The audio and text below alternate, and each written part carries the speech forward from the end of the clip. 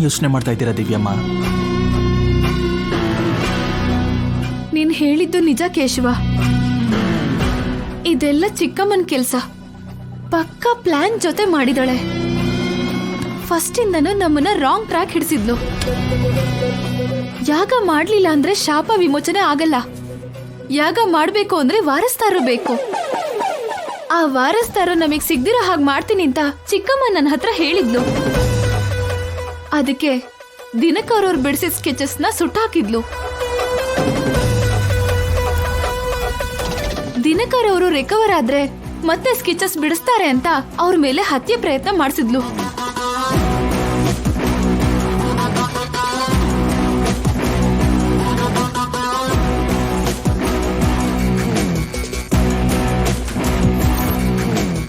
ಅದು ಫೇಲ್ ಆಗಿದ್ದಕ್ಕೆ ದಿನಕರ್ ಅವರ ಅಸಿಸ್ಟೆಂಟ್ ನ ಆ ಸ್ಕೆಚಸ್ ನೋಡಿರೋದಕ್ಕೆ ಅವನ್ನ ಟಾರ್ಗೆಟ್ ಮಾಡಿದ್ರು. ನಿನಗೆ ನೆನ್ಪಿದ್ಯಾ ಕೇಶವ? ಮದರಿಗೆ ಸೀರಿಯಸ್ ಆಗಿದೆ ಅಂತ ಅವ್ರಿಗೆ ಕಾಲ್ ಬಂದಿದ್ದಕ್ಕೆ ಭಯದಲ್ಲಿ ಹೋದ್ರು.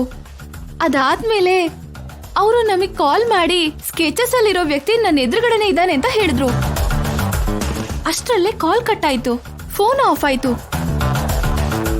ಅಂದ್ರೆ ಚಿಕ್ಕಮ್ಮ ಅವರನ್ನ ಕಿಡ್ನಾಪ್ ಮಾಡಿಸಿದ್ಲು. ನೆಕ್ಸ್ಟ್ ಡೇ ಅವರೇ ನಮಗ್ ಕಾಲ್ ಮಾಡಿ ಅವರು ಕಿಡ್ನಾಪ್ ಆಗಿಲ್ಲ ಅಂತ 2ನೇ ಸೆಟ್ ಸ್ಕೆಚಸ್ ಗಳು ನನ್ನ ಹತ್ರನೇ ಇದೆ ಅಂತ ದೇವಸ್ಥಾನದ ಹತ್ರ ಕಲೆಕ್ಟ್ ಮಾಡ್ಕೊಳಕ್ ಹೇಳಿದ್ರು. 2 ಸೆಟ್ ಸ್ಕೆಚಸ್ ಇದೆ ಅಂತ ದಿನಕರ್ ಅವರು ನಮ್ಮ ಹತ್ರ ಹೇಳಿಲ್ಲ. ಆ ಸ್ಕೆಚಸ್ ನಿಜವಾಗ್ಲೂ ಇದ್ದಿದ್ರೆ ಆ ವಿಷಯನ ಅಸಿಸ್ಟೆಂಟ್ ನಮಗ್ ಮೊದ್ಲೇ ಯಾಕೆ ಹೇಳಲಿಲ್ಲ? ಅಂದ್ರೆ ಇದು ಚಿಕ್ಕಮ್ಮ ಆಡಿರೋ ನಾಟಕ. ಟೆಂಪಲ್ ಅಲ್ಲಿ ಕೂಡ ಅಸಿಸ್ಟೆಂಟ್ ಜೊತೆ ಮತ್ತೊಬ್ಬ ವ್ಯಕ್ತಿ ಬಂದಿದ್ದ, ಬ್ರದರ್ ಅಂತ ಹೇಳ್ದ.